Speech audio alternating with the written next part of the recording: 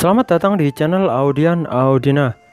Kali ini kita bakal bahas salah satu chapter dalam light novel lagi. Ini adalah detail cerita tentang dua manajer Karasuno saat mempersiapkan kebutuhan tim di turnamen nasional musim semi. Langsung saja kita mulai pembahasannya. Cerita di sini terjadi sebelum pertandingan pertama di turnamen nasional musim semi. Ini momen sebelum Hinata kehilangan sepatunya ya, kalau kalian ingat sih. Ceritanya berfokus pada Shimizu dan Yaji yang sedang mempersiapkan segala kebutuhan tim Karasuno sebelum bertanding. Sebagai tim yang akhirnya bisa kembali menembus panggung turnamen nasional setelah sekian lama, butuh persiapan lebih bagi kedua manajer ini dalam menunjang keperluan Karasuno, karena mereka tidak lagi bermain di prefektur Miyagi. Suplai kebutuhan agak sulit didapatkan karena daerahnya begitu asing bagi mereka berdua. Setelah selesai mempersiapkan kebutuhan tim, Shimizu dan Yaji mulai memasang banner tim Karasuno di daerah tribun penonton.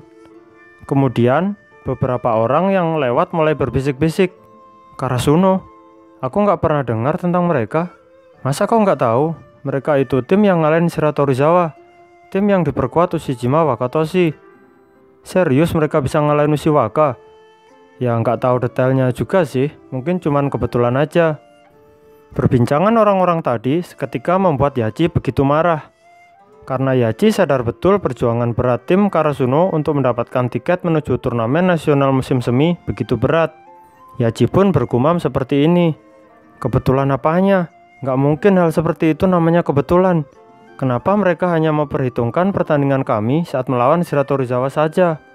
Kami tidak begitu saja langsung melawan Shiratorizawa. Kami harus berhadapan dengan tim-tim kuat lainnya seperti Josenji, Wakunan, lalu Aoba Josai. Baru kami bisa melawan Shiratorizawa di final.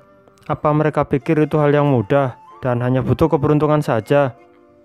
Yaji benar-benar geram mendengar perkataan orang-orang tadi. Sebenarnya cukup wajar bagi tim baru mendapatkan sedikit perlakuan seperti itu. Ya gimana lagi, ada tim yang tiba-tiba bisa ngalahin juara bertahan Shiratorizawa. Pasti orang-orang menganggap hal seperti itu kebetulan saja. Mereka bahkan mungkin berpikir kalau Ushiwaka bisa saja saat pertandingan itu sedang cedera. Padahal kenyataannya enggak kan? Kegigihan dan keuletan Karasuno lah yang membuat mereka mampu mengalahkan Shiratorizawa. Kerjasama seluruh anggota tim Karasuno dalam upaya menghentikan Ushiwaka itu benar-benar terlampau sulit. Kita tahu sendiri kan, tangan Sugi sampai berdarah-darah karena terus-terusan menahan spike keras dari Ushiwaka. Perjuangan sangat gigih seperti itu, masa pantas disebut keberuntungan saja? Kita kembali ke momen di mana Yaji masih geram tadi. Jarang sekali melihat Yaji sampai marah seperti tadi.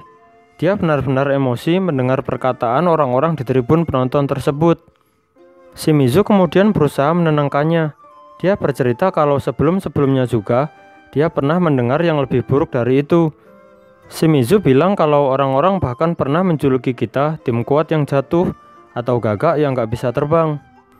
Hal itu didasarkan fakta karena Karasuno yang dulunya merupakan sekolah unggulan, sekarang hanya menjadi tim mediocre. Kalau kita tarik mundur ke belakang, kalian tahu sendiri kan, penurunan prestasi Karasuno secara drastis terjadi setelah raksasa kecil Udai Tenma lulus sekolah. Lalu beberapa saat setelah itu, Ukai Sensei juga jatuh sakit. Posisi pelatih tim jadi kosong. Setelah itu, tim Karasuno nggak punya sosok pembimbing lagi, dan lawan latih tanding yang dulu pun juga menolak bertanding melawan Karasuno. Mereka jadi sulit meraih kemenangan saat ikut turnamen di tingkat prefektur. Dan mencari lawan latih tanding saja sudah susah, banyak yang nggak mau. Karasuno jadi tim yang semakin tertinggal dari sekolah lainnya. Parahnya lagi, pihak sekolah sendiri bahkan menganggap bahwa tim voli SMA Karasuno seakan-akan nggak ada dan nggak penting buat mereka. Penjelasan Shimizu ini seakan-akan kisah yang sudah terjadi dulu sekali ya. Tapi pada nyatanya, saat itu Karasuno adalah tim yang memang biasa-biasa saja. Sampai-sampai mereka dijuluki gagak yang nggak bisa terbang. Setelah menceritakan kepada Yaji seperti itu, dengan pikiran yang masih agak sedih mengingat kenangan yang lampau, Shimizu pun mengajari Yaji yang kikuk dalam menggantung banner Karasuno di tribun penonton. Yaji begitu kesulitan memasang banner Karasuno, sehingga Shimizu pun merasa kasihan padanya. Kemudian, Dia mendekati Yachi sambil bilang, "Sini biar ku bantu. Wajar kok kalau kau kesulitan. Aku dulu juga kesusahan memasang banner ini seorang diri. Aku bisa melakukannya setelah meniru cara anak dari sekolah lain saat memasang banner mereka." Yachi terdiam dan sedikit agak kebingungan dengan perkataan Shimizu tersebut. Yachi juga menyadari kalau banner yang dia pasang ini bukan banner yang baru. Kalau dilihat secara detail, ada beberapa tempelan di bagian banner tersebut. Ini benar adanya karena banner ini baru ketemu di tahun ketiga Shimizu sekolah. Kalian bisa lihat kembali ke season 1, ada adegan ditemukannya banner ini. Banner bertuliskan terbang ini tersimpan di gudang penyimpanan sudah cukup lama. Gak bisa dibayangin udah berapa tahun Karasuno jadi tim yang diremehin sekolah lain. Bannernya aja sampai gak kepake gitu. Coba kalau kalian jadi pemain Karasuno saat era kegelapan itu. Sekolah udah gak nganggep kalian.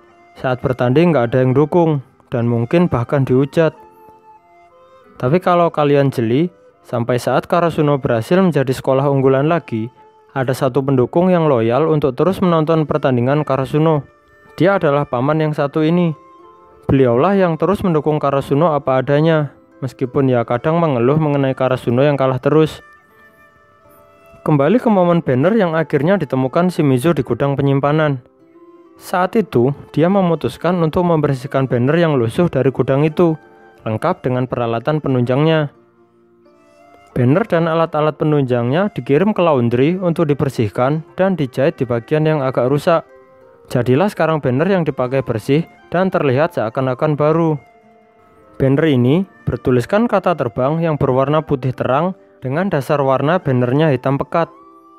Untuk kesekian kalinya, akhirnya banner yang terlupakan dan terabaikan ini berkibar dengan megah di tribun penonton untuk menyemangati kembali pemain Karasuno saat bertanding. Setahun sebelumnya, mereka memang gagak yang gak bisa terbang, tapi sekarang mereka menghancurkan asumsi orang-orang yang menghujat mereka dengan pencapaian mereka yang sekarang. Karasuno kali ini berdiri kembali di lapangan oranye di mana turnamen nasional musim semi berlangsung. Akhirnya, sang gagak kembali menginjak panggung nasional. Cerita ini ditutup saat Shimizu dan Yachi selesai memasang banner. Tiba-tiba saja Hinata berteriak kalau sepatunya yang dia taruh dalam tas nggak ada. Inilah cerita pengantar tim Karasuno sebelum pertandingan pertama mereka di turnamen nasional musim semi. Demikian pembahasan kali ini. Terima kasih sudah mau menonton video ini. Cek juga video kami yang lain ya.